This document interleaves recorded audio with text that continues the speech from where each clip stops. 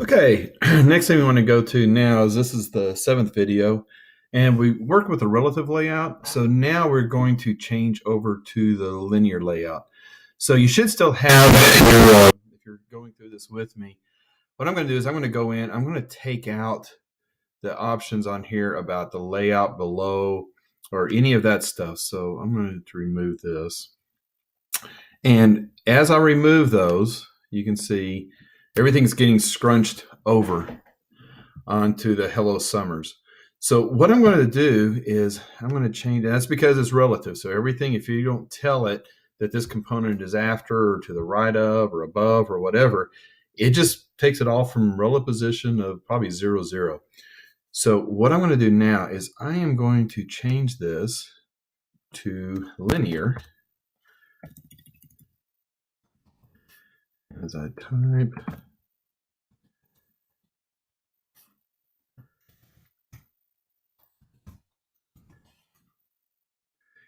Okay, so I have linear layout. So now you can see that with the linear layout, it just puts each of those text views just one right after the other. So I've got this hello world, X, Y, Z, everything looks good. The only problem is they're all scrunched up together. So one thing I would need to add to these is to put some spacing between.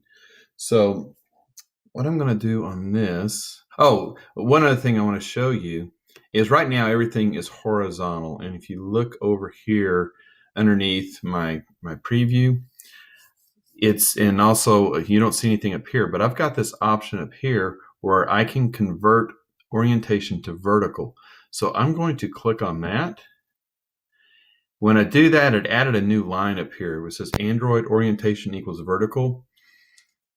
And if I want to change it back, I just click back on this. It converts it back to horizontal. Now you'll notice it removed that line because this is the default, is the the horizontal. So only by changing it to the vertical. Now the first time I did this, I didn't have this button. So I actually had to go in and type in this line of code, Android orientation equals vertical. At that point, for some reason, at that point, the button showed up and I was able to turn it on or off.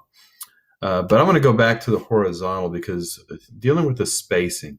So what I want to do is I want to add some space after the hello. So I'm going to click here, hit enter, type in Android. And what I want to do is I want to add layout margin right. So I'm going to double click on this.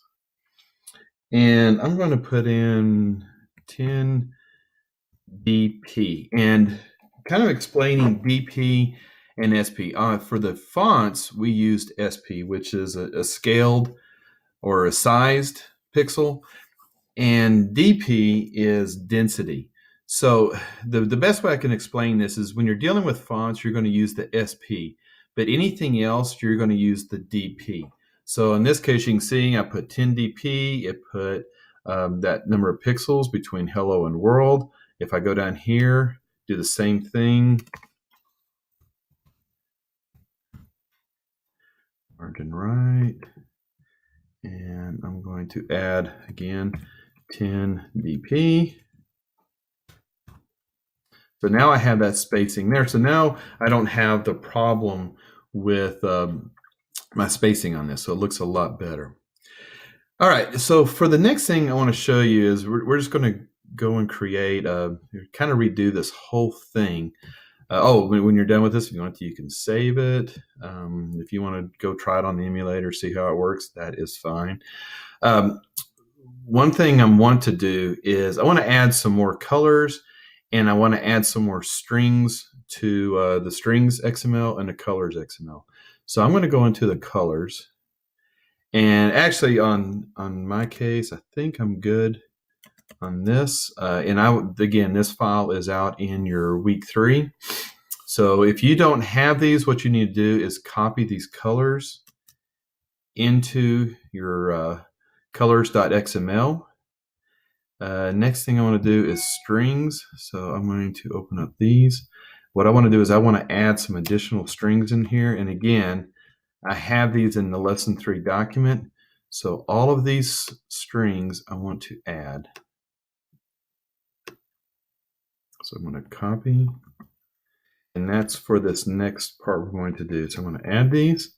I don't have any duplicates. You need to make sure that nothing is duplicated, which I don't have, so I'm good.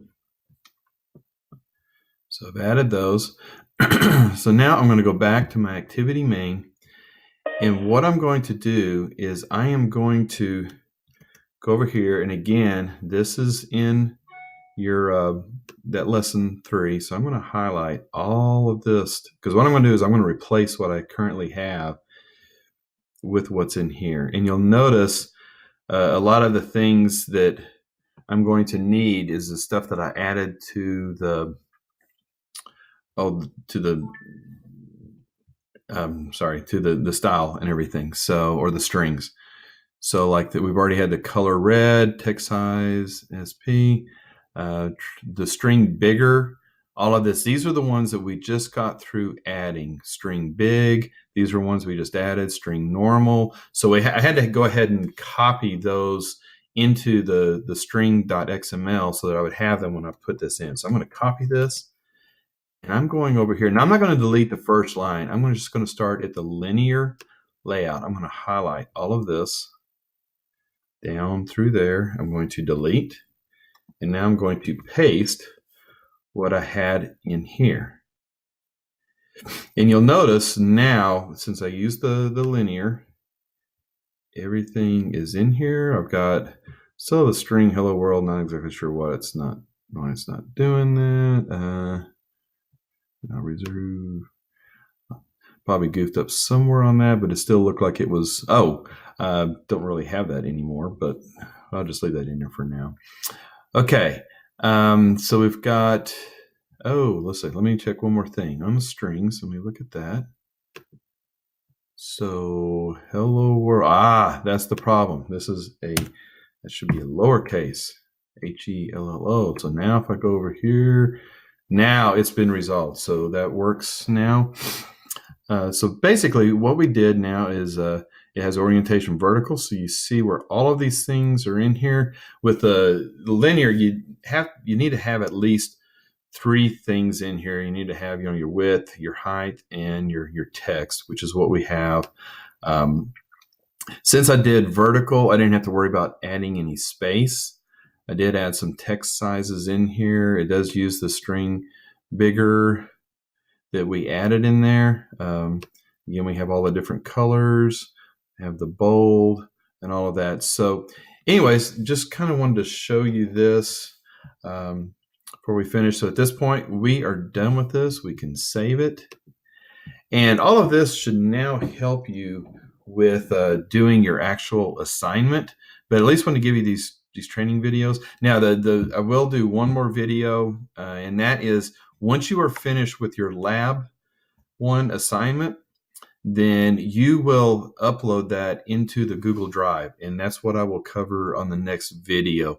And hopefully all of this has kind of helped you with doing that project. We'll catch you on the downside.